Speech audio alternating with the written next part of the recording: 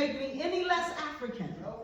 And more specifically, because I've taken the opportunity, and I hope you have too, and certainly this crowd has, taken the opportunity, if you do not know what your cultural ethnic home is, to search it, find it, and identify with it.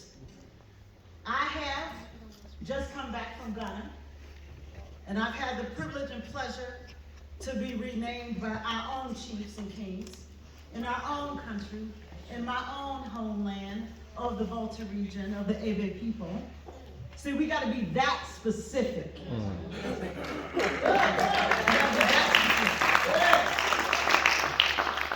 That I am Mama Agoji. To my chairman of the 6th Region Diaspora African Committee, I saw Olivia Kamazi come in here. Good morning to you. And to my young brother Nathaniel Senna, who I saw come in. He didn't know. I say good morning to you. The reason why I'm saying this about these two people is that Senna has taken the time as a young person from Ghana to say we need to restore the royalty of African Americans who've been separated from their homeland. And that's an important part of the work, is to restore your heritage. Your ethnic connection is real. Amen. Let me tell you, in the General Assembly here, I'm the chair of the Illinois Legislative Black Caucus, the House and Senate. And I don't say that because a title means anything to me.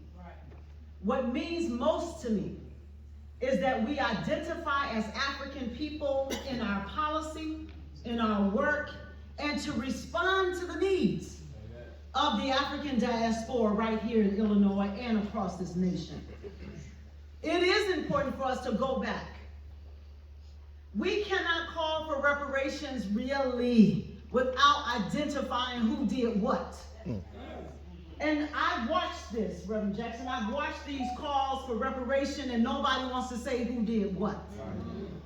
We believe that we are going to be repaired by giving a false history or a partial one. And we will not. It is important for us. I'm not saying it because I'm mad at white people. Let me just be clear. I am understanding that this generation of whites didn't do a single thing consciously. But there was an intentional move that was done, an act of war that was committed, and we are simply the evidence of the war.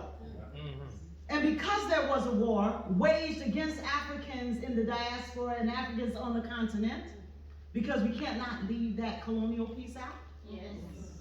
Those two things are the fight of human rights today. Amen. And black people cannot be repaired. I don't care how many blacks you send to the General Assembly or Congress. They cannot be repaired without a complete responsibility and black agenda that addresses and redresses by the most powerful nation on the earth, that they are responsible for the condition of African people no matter where they are.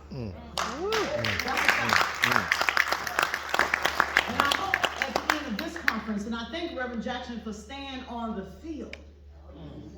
My mentor told me one day that you do not retire from the work of human rights. You work and you die. You keep going. You keep moving. That's what it's all about. And so today I'm honored to be here on this panel with these distinguished representatives.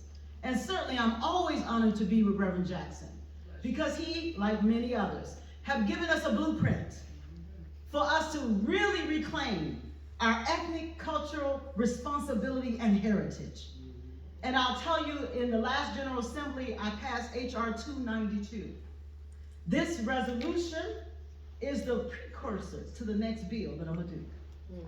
But the resolution says that as W.E.B. Du Bois did, and Illinois is a leader in the Pan-African movement, to bring all of these organizations together is necessary. We have too many that are too splintered, doing too many things. We have to unify around a single concept, which is to hold responsible all European nations who stole, raped, robbed, murdered, and miseducated our people, and to hold them accountable. And let me close by saying this: it is not my interest to allow the reshaping of the reparations movement to be done by the corporates or their strategists. Let us be careful and let us be clear on the objective today. Thank you so much.